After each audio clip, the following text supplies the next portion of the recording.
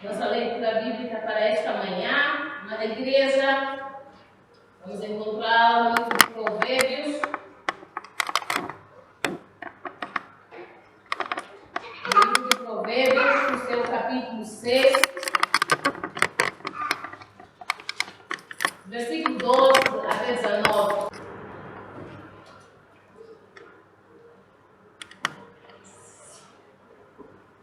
Provérbios 6, 12 a 19, diz assim a palavra do Senhor: os homens maus e sem valor vivem dizendo mentiras, piscam e fazem gestos para enganar os outros.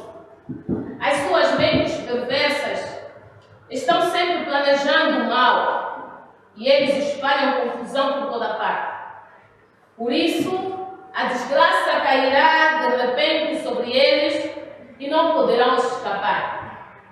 Existem 7 coisas que o Senhor Deus detesta e que, existem 6 coisas que o Senhor Deus detesta e que não pode tolerar: o olhar orgulhoso, a língua mentirosa, as mãos que matam gente inocente, a mente que faz planos perversos, pés que se apressam para fazer o mal, a testemunha falsa que diz mentiras e a pessoa que provoca brigas entre amigos. Palavra do Senhor. Oremos. Deus de graça, Deus Pai, Deus Filho, Deus Espírito Santo, e louvamos pela leitura da Tua Palavra, Senhor, e pedimos, Senhor, que a direção do Espírito Santo esteja conosco, falando ao Teu povo, de tal maneira que esta Palavra se transforme em vida em cada um de nós, que saiamos daqui cheios de Ti, Senhor, para que esta Palavra seja a luz para os nossos caminhos, para que esta palavra possa, Senhor, trazer transformação nas nossas vidas, hoje e para todos sempre, séculos sem fim. Amém. Amém.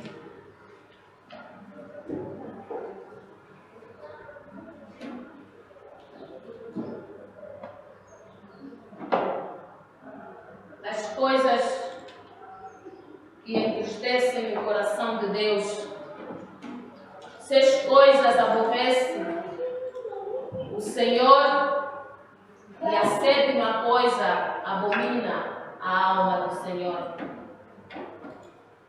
Existem 6 coisas que deixam o coração de Deus aborrecido, e a 7ª coisa abomina a alma do Senhor.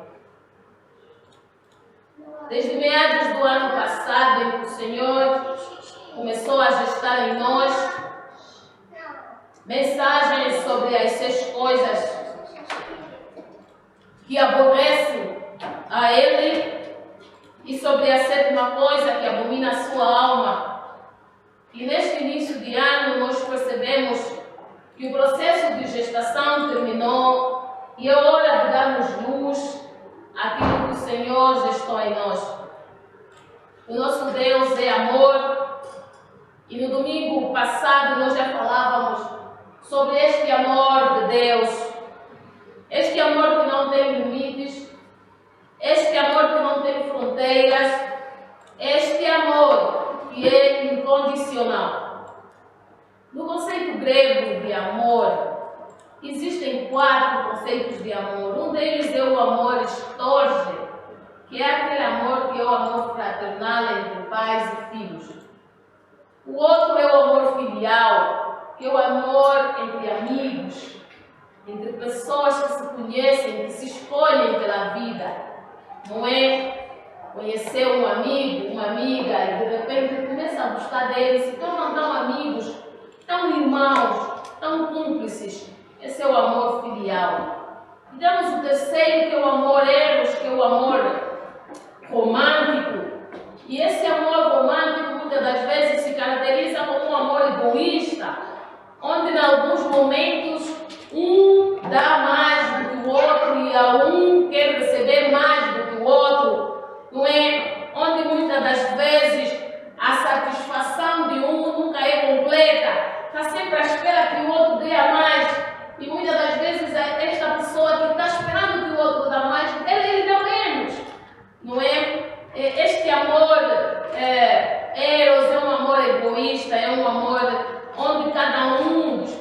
menos busca a sua própria satisfação em vez de buscar a satisfação do parceiro. E muitas das vezes, quando não existe a conexão direta, onde o outro percebe de fato o sentimento do outro, é uma relação que aperiga-se muitas das vezes a se desfazer. É um amor que precisa de cuidado diário. Não é como uma planta muito frágil que todos os dias precisa de água para alimentá-la, para que ela possa sobreviver. E existe o quarto elemento, que não é menos importante do que os três que foram citados, que é o amor da ágape. O amor ágape é o amor incondicional, é o amor de Deus para conosco, é o amor que Deus pede que nós tenhamos para com o nosso irmão, que nós amemos o nosso próximo amigo, e o nosso próximo vizinho, e o nosso próximo inimigo, e o nosso próximo colega. Nós devemos amá-lo incondicionalmente, independente dele ser nosso amigo ou não. Ele merece amor, nós devemos amá-lo. Não é? Independente dele ser nosso amigo ou não, se ele tiver a passar por alguma necessidade, nós temos a obrigação e o dever de ajudá-lo e de cuidá-lo, mesmo que ele seja o nosso inimigo, que ontem falou mal de nós, que anteontem tramou contra nós. Se hoje ele estiver no perigo, nós, como cristãos, como irmãos, aqueles e aquelas a quem Deus incumbiu a responsabilidade de propagar esse evangelho e de viver esse evangelho, nós devemos ajudá-lo. Amor incondicional, amor espiritual, um amor que não corre o risco de acabar, um amor que não tem condicionamento, um amor que não tem limites, um amor que se esforça, não é, a tudo e com tudo que tem para o bem-estar do próximo, independente deste próximo nos tratar da mesma forma. Não é? É um amor da qual não esperamos, nós damos sem esperar de volta. Por este amor tão grande que Deus tem por nós, de nos dar sempre, de esperar sempre que nós viemos, mesmo que não vamos, este amor tão bonito que Ele tem por nós, é por isso que Ele também espera que nós tenhamos o mesmo amor uns com relação aos outros. E é por isso que Ele, não é, neste amor tão grande que tem por nós, Ele nos cuida porque somos seus filhos. E é todo pai corrige ao seu filho. E aqui vem o Provérbios, quando ele nos fala das coisas que Deus detesta. Deus tem amor por nós. Deus não é um ser seco, não é um ser vazio. Deus é um ser cheio de amor, cheio de sentimentos. O amor, independente de ser uma decisão, ele é também um sentimento. Não é? Muitas vezes alguns palestrantes aparecem ali e vão dizendo assim: o amor não é sentimento, o amor é decisão. O amor é decisão de continuar a amar. Mas antes de nós tomarmos a decisão de continuarmos a amar, nós primeiro amamos. Não é? Nós primeiro sentimos amor por alguém. E independente daquilo que a pessoa for nos fazendo, a gente decide se vai continuar amando, se vai continuar com esta pessoa ou não. Além de uma decisão racional, de algo que a gente pode premeditar, o amor também é um sentimento. E Deus é cheio deste sentimento. É cheio deste sentimento de amor, e é este sentimento de amor de Deus que lhe move a corrigir aqueles e aquelas a quem Ele ama. Na leitura que acabamos de fazer, no livro de Provérbios, ele afirma que há 6 coisas que fazem Deus aborrecer-se.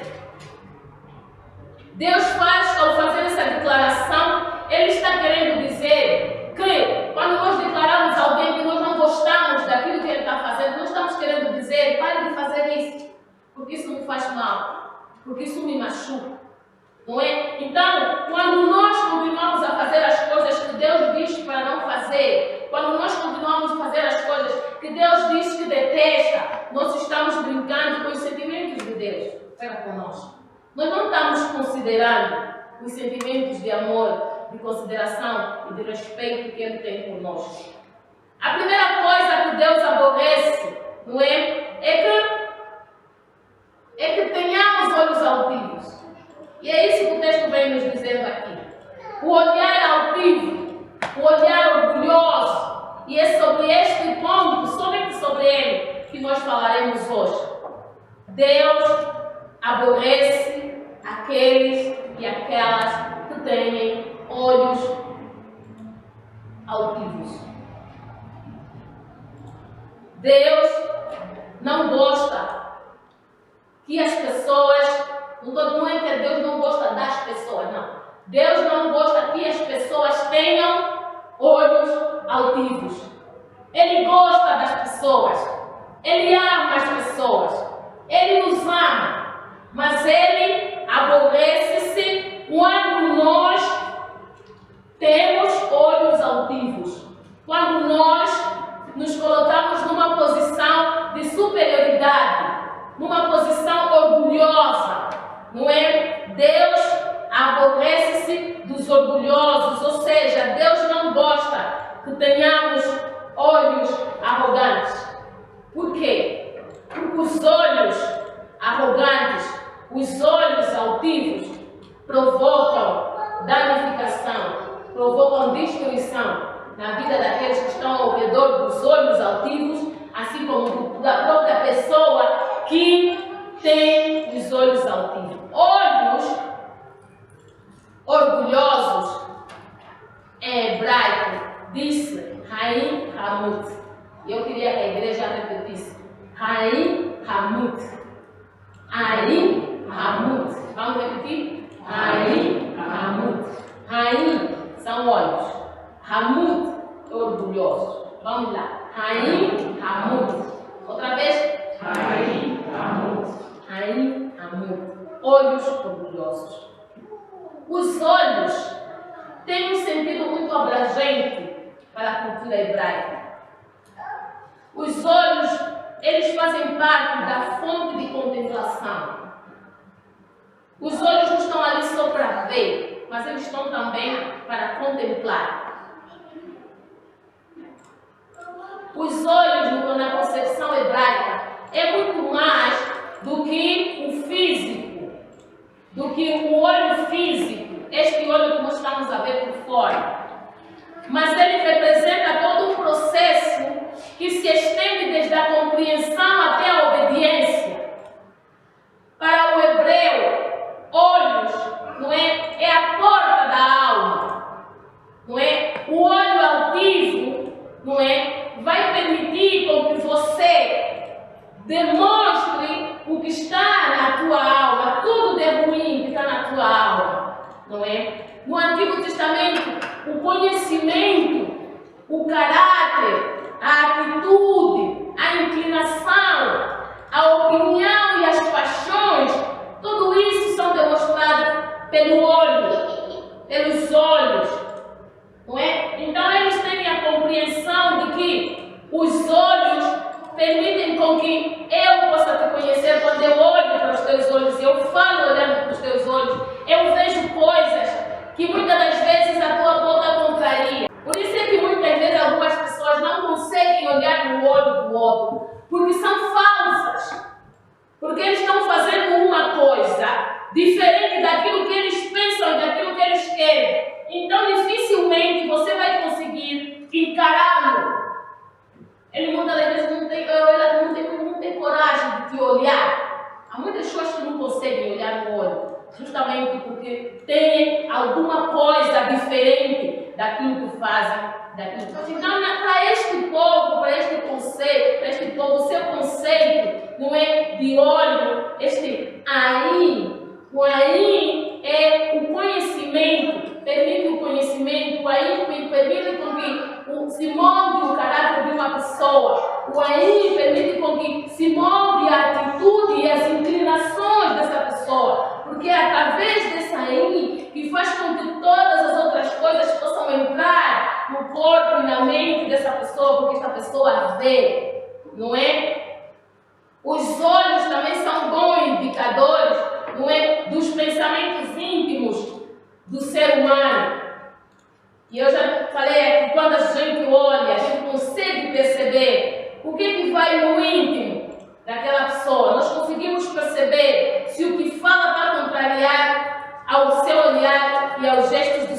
corpo. De todos os órgãos do corpo humano, naquela cultura, os olhos eram considerados um dos órgãos mais importantes para o povo de Israel. Os olhos são um dos órgãos mais importantes. Então, Hamut, não é? Que é o orgulho. Hamut quer dizer que é uma postura altiva. Quando os teus olhos são Hamut, você está com uma postura altiva, você está com uma postura de superioridade, você está com uma postura de orgulhosa.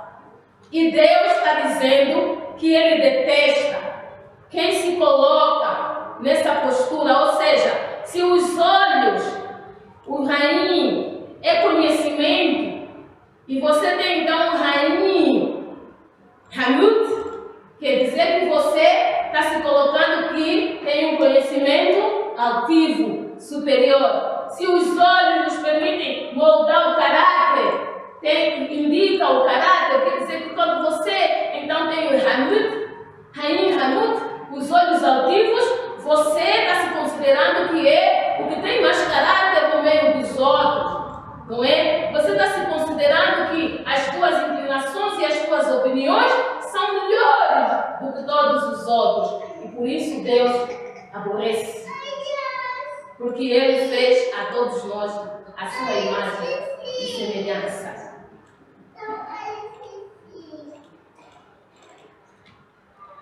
O sinônimo de altivo é arrogância, dignidade. Dignidade no sentido de se sobrepor.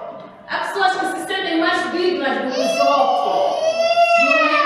Há pessoas que se sentem mais nobres do que os outros. Então, o Hamut, o orgulhoso, o altivo, tem como sinônimo também a arrogância, a dignidade elevada sobre os outros, a nobreza, mas não no sentido positivo, a presunção, a soberba, não é? A sobressaria, o orgulho, a posse, o aprumo e a empatia, não é? Mas esses termos, eles podem ser usados no contexto positivo como no contexto negativo. Mas segundo o nosso texto aqui, Deus não iria odiar uma postura no contexto positivo, não é? Então, segundo o nosso texto aqui, a significação da transliteração e da tradução é justamente no lado negativo. Olhos altivos, não é? Raim, Hamut, significam olhos orgulhosos, olhos presunçosos, olhos soberbos, não é? Um olhar que diminui o seu próximo. Então, se os olhos forem altivos, esta pessoa não consegue ser humilde, não é? Se essa pessoa não consegue ser humilde, ela não consegue se submeter a Deus, ela não consegue obedecer a Deus, não é? Então, por isso Deus odeia, por isso Deus detesta. Deus detesta os olhos altivos, porque os olhos altivos levam a pessoa à sua autodestruição. As pessoas, que nós, se tivermos olhos altivos, nós não queremos ouvir ninguém. Nós vamos nos sentir os conhecedores das coisas. Não queremos ouvir ninguém, muito menos Deus. Não iremos obedecer aquilo que Ele quer. A palavra saná, em hebraico, que é que as nossas traduções estão a traduzir como detestar, aborrecer, também significa odiar. Na raiz da palavra saná, em hebraico, que o nosso texto traduz como aborrecer, Deus aborrece aqueles que têm os olhos altivos, e outras traduções traduzem como detestar, não é? Ela significa na sua raiz principal odiar. Ou seja, se nós traduzirmos a partir da raiz principal, nós iríamos dizer: Deus odeia olhos altivos. Mais uma vez, mostrando aí os sentimentos de Deus.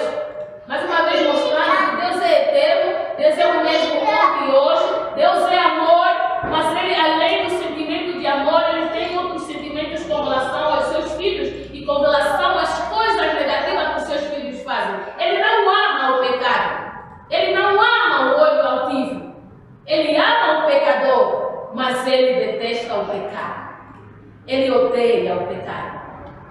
é? Então, Deus odeia os olhos altivos, Deus odeia os olhos orgulhosos. E aí, ao falarmos Deus odeia os olhos orgulhosos, seria Yahweh Sana Haini Hamut. Yahweh Sana Haini Hamut. Vamos repetir? Yahweh Sana Haini Hamut. Yahweh Sana Haini Hamut. Deus odeia os olhos altivos. Repetimos outra vez. Yahweh Sana Haini Hamut.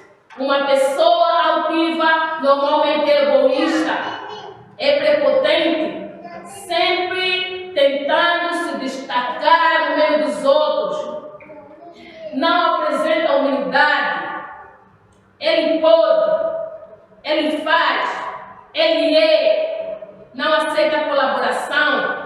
Os olhos normalmente são a janela da alma. Quem olha para os olhos percebe o íntimo da pessoa. Podemos também dizer que os olhos levam-nos ao conhecimento, muitas das vezes, da pessoa, do coração da pessoa, olhando bem.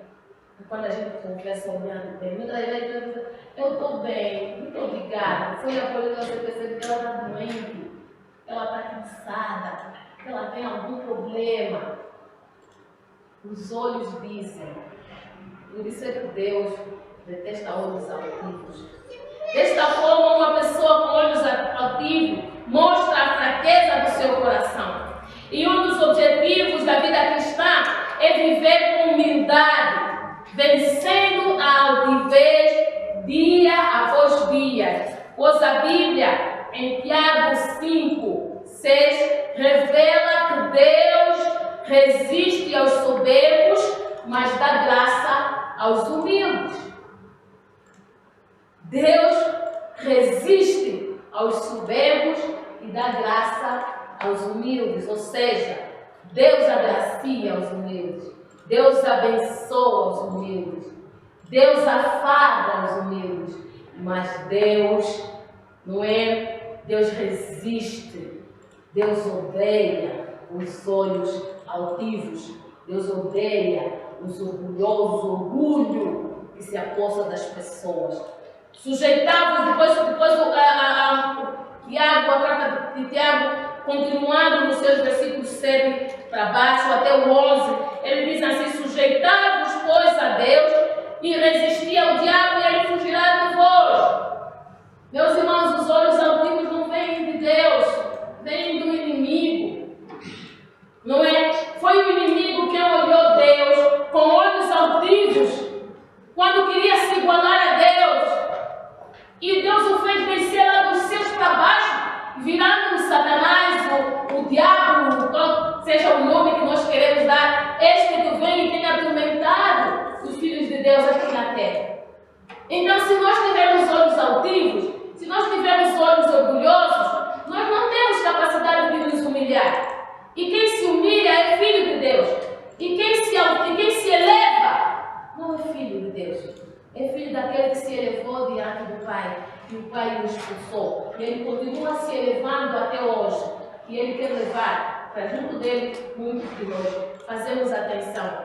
O cristão luta diariamente contra a altivez. A altivez dos olhos, a altivez do coração, a altivez do espírito. O cristão, no verdadeiro sentido, humilha-se e deixa o Espírito Santo conduzir sua vida e obedece aquilo que o Senhor diz para fazer.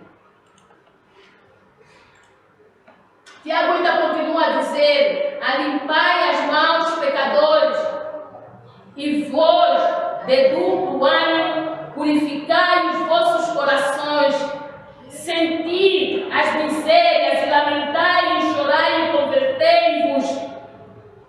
convertei-vos de todo o mal. Converta-se o vosso riso em pranto e o vosso gozo em tristeza. Humilhem-se perante o Senhor e Ele vos exaltará. A pessoa orgulhosa não se humilha.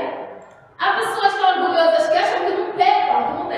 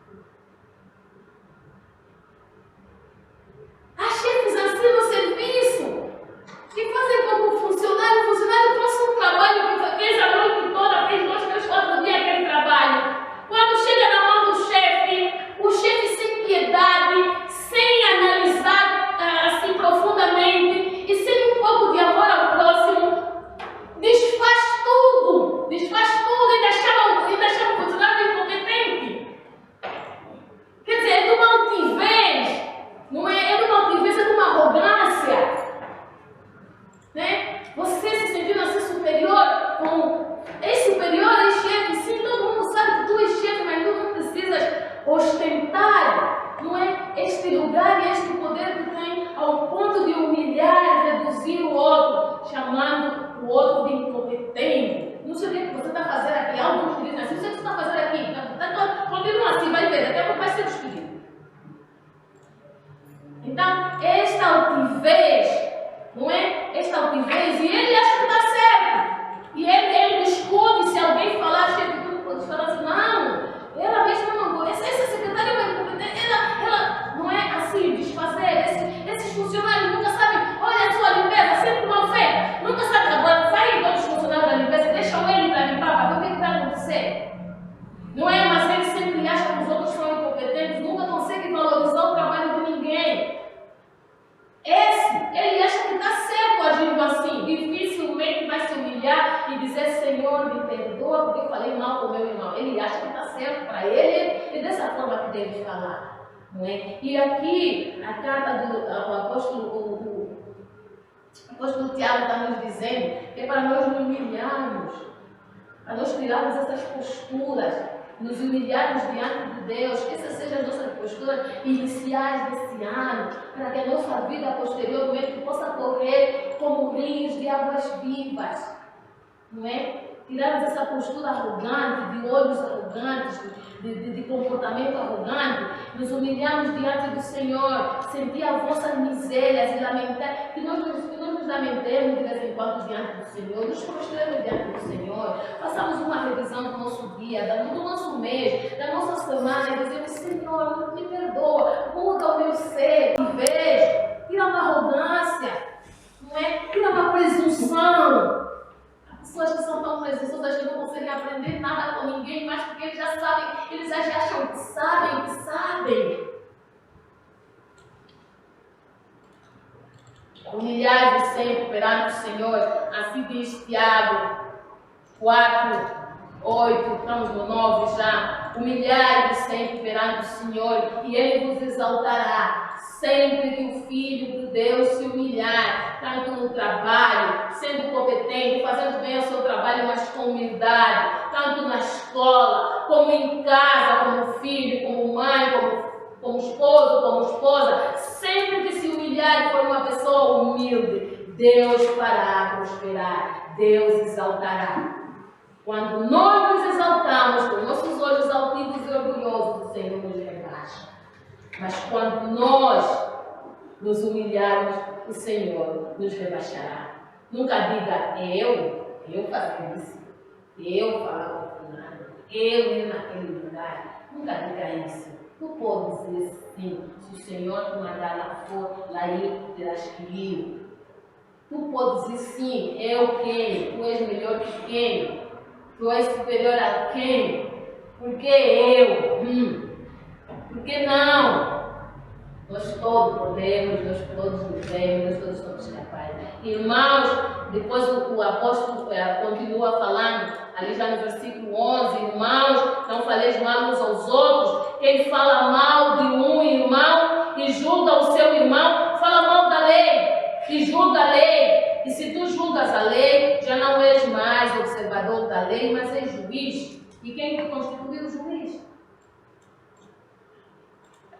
Quem nos constituiu juiz para nós julgarmos e falarmos mal dos nossos irmãos? Quem nos deu esse direito? Deus só nos deu o direito de amar. Amar incondicionalmente. Quem vai julgar, quem está a fazer bem, está a fazer mal, é o próprio Deus. Ele próprio disse, deixai o joio crescer junto com o trigo. Ele próprio disse. Nós sabemos que nós todos não somos trigo. Mas quem me deu o direito de arrancar e de escolher quem é o trigo, quem é o joio? É o Senhor que vai escolher. Porque nunca se sabe se no meio da caminhada o Senhor vai transformar todos os joios em trigo. Amém? Amém. Ele tem esse poder de transformação e é para isso que existe a palavra. É para isso que existe o Evangelho. É para isso que Ele nos convida a todos nós a sermos portadores dessa palavra. Não é para arrancarmos os joios, mas é para pegarmos sobre o joio e sobre o trigo.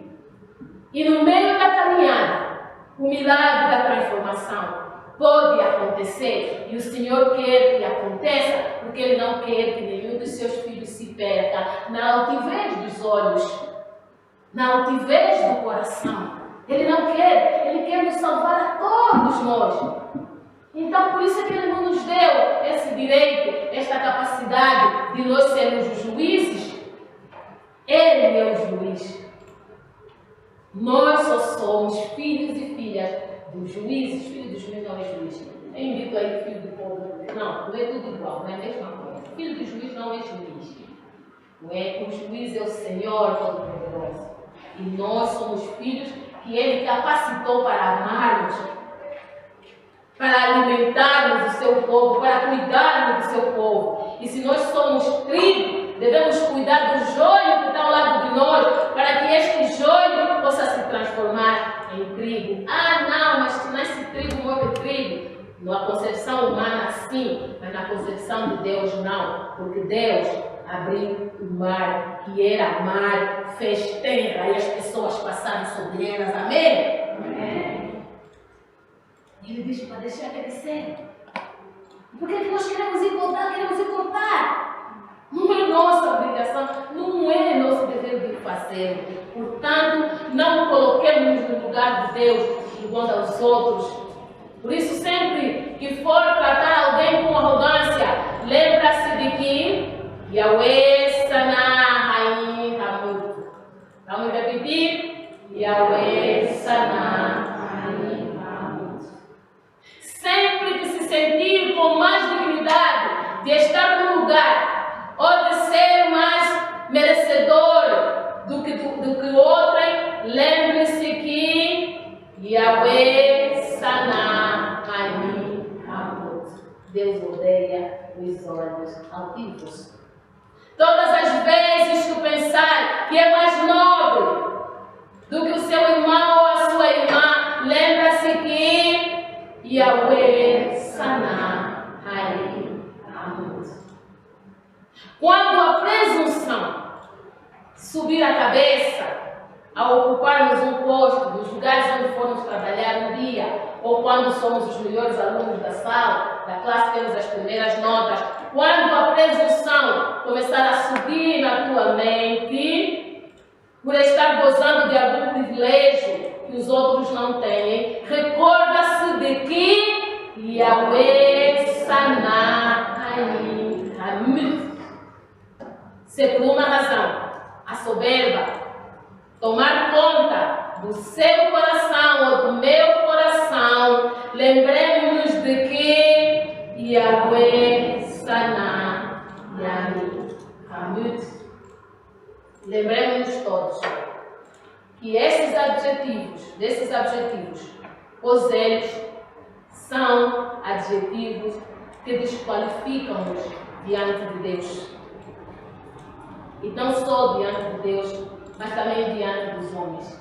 Nenhum de nós gosta de ver uma pessoa arrogante ao nosso lado.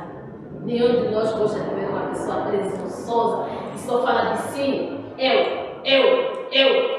Alguém está falando alguma coisa sobre ele entra lá com ele também. Mas eu. O outro só falou duas palavras. Mas eu. Ninguém gosta. Então são adjetivos que não agradam a Deus e não agradam também aos homens.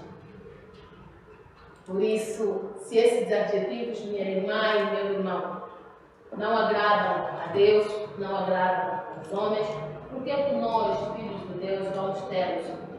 Não é? Vamos nos desfazer dele logo agora, no início do ano, para que nós tenhamos um ano próspero. Amados e amadas do Senhor, o Senhor abomina a alma do Senhor abomina-se com aqueles e aquelas que têm olhos altivos. Humilhemos perante o Senhor e Ele nos exaltará. Esta é a palavra que do Senhor recebemos e a vós anunciamos. Que Deus se digne abençoar esta palavra nos nossos corações. Amém. Amém. Oremos ao Senhor. Gracioso Deus, obrigada, Senhor, porque o Senhor falou conosco, porque o Senhor está tratando o nosso coração, o Senhor está tratando as nossas vidas, lavando as nossas vidas, curando as nossas feridas, Obrigada, Senhor, porque hoje falaste para nós sobre o orgulho, sobre a altivez.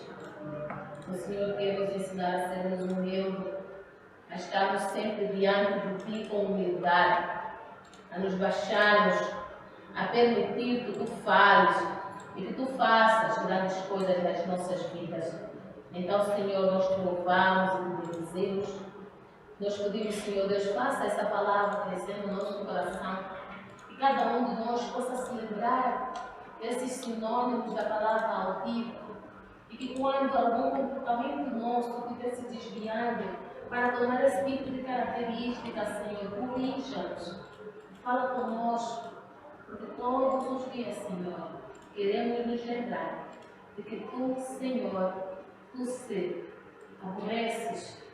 Tua alma se enfurece com os olhos altivos, com os olhos arrogantes, com os olhos presunçosos, com o coração soberbo, com aqueles que se sentem mais nobres, mais cheios do direito de dignidade dos outros, rebaixando-nos. Pai, esta é a Tua casa, nós queremos nos humilhar diante de Ti e não queremos ser promotores, Senhor, de nenhum tipo destas características e desses adjetivos das nossas vidas, na vida da nossa comunidade, na vida das nossas famílias, na vida da nossa sociedade. Sejamos nós os portadores da humildade, no nome e por amor de Jesus Cristo. Amém? Amém. Porque Yahweh Sanah Hai, Yahweh, Yahweh.